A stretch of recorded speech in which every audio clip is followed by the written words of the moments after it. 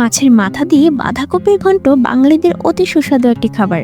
এই বাঁধাকপির ঘন্ট আপনারা হয়তো অনেক ধরনের মাছের মাথা দিয়ে খেয়েছেন, তবে কিভাবে রান্না করলে ঘন্টের স্বাদ সবচেয়ে বেশি পাওয়া যায় আর এই বাঁধাকপির ঘন্টের রেসিপিতে কি কি স্পেশাল মশলা ব্যবহার করেছি তা জানতে হলে ভিডিওটি শেষ পর্যন্ত দেখতে হবে।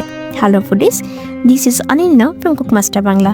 তো শুরু করা যাক আজকের ভিডিও, সুস্বাদু বাঁধাকপির ঘন্ট। বাঁধাকপির ঘন্টের জন্য একটা ফ্রেশ বাঁধাকপি নিয়েছি। বাঁধাকপির চারপাশে পাতা ফেলে দিচ্ছি।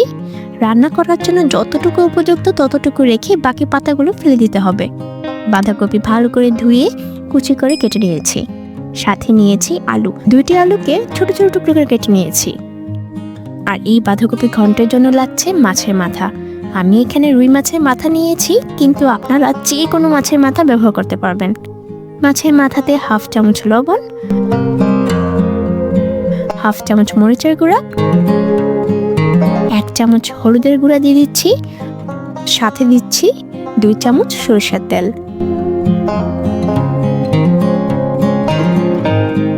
মশলা আর তেল দিয়ে ভালো করে মেখে নিতে হবে। মাখা কমপ্লিট। ফ্রাই প্যানে অয়েল গরম হয়ে গেছে, মাছগুলো ভেজে নেব।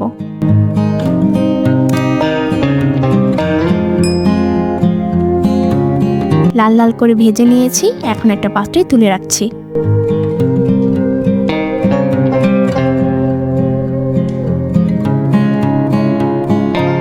আলুগুলোকেও হালকা ভেজে নেব।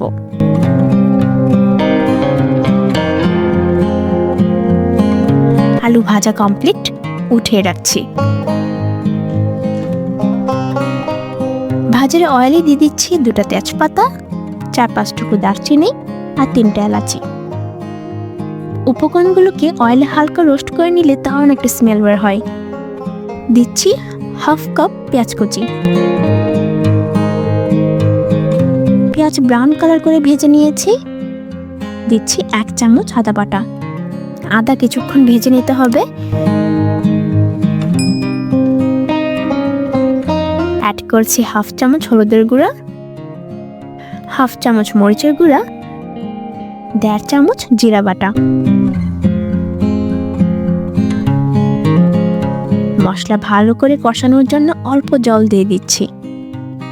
এখন ভালো করে মশলা কষিয়ে নিতে হবে।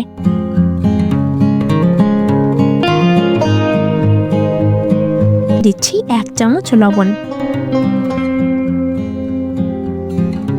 মশলা কষানো হয়ে গেছে আর সম্পূর্ণ তেল ভেসে উঠেছে। দিয়ে দিচ্ছি ভেজে রাখা মাছের মাথা আর আলু। মশলার সাথে মাছের মাথা আর আলু আরও কিছুক্ষণ কষিয়ে নেব। মশলার সাথে মাছ কষিয়ে নিলে কিন্তু মাছের টেস্ট আরও বেড়ে যায়। অ্যাড করছি বাঁধাকপি। বাঁধাকপি ভালো করে মিশিয়ে নিচ্ছি।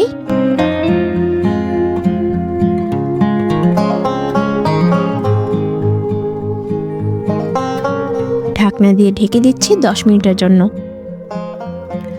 ঢাকনা উঠিয়ে নিচ্ছি।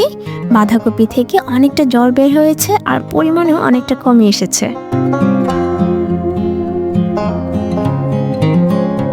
মাছ ভালোভাবে সেদ্ধ হওয়ার জন্য দিয়ে দিচ্ছি আরও 1 কাপ জল।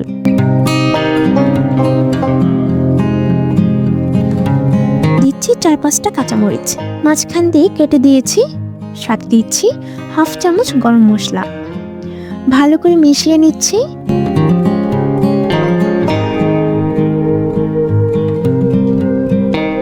ঢাকনা দিয়ে ঢেকে দিচ্ছি আরো 10 মিনিটের জন্য।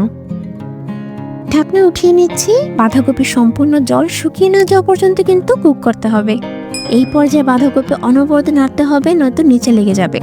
বাঁধাকপি সম্পূর্ণ জল শুকিয়ে গেছে আর তেল ছাড়তে শুরু করেছে। লবণটা অবশ্যই চেক করে নেবেন। শেষ পর্যায়ে দিয়ে দিচ্ছি 1 চামচ ঘি। ঘি দেওয়ার পর এই বাঁধাকপি ঘন্টের ফ্লেভার এতটাই দারুণ হয় যে আমি বলে বোঝাতে পারবো না। তার জন্য আপনাদেরকেও বাড়িতে ট্রাই করতে হবে। আশা করছি রেসিপিটি আপনাদের খুব ভালো লাগবে।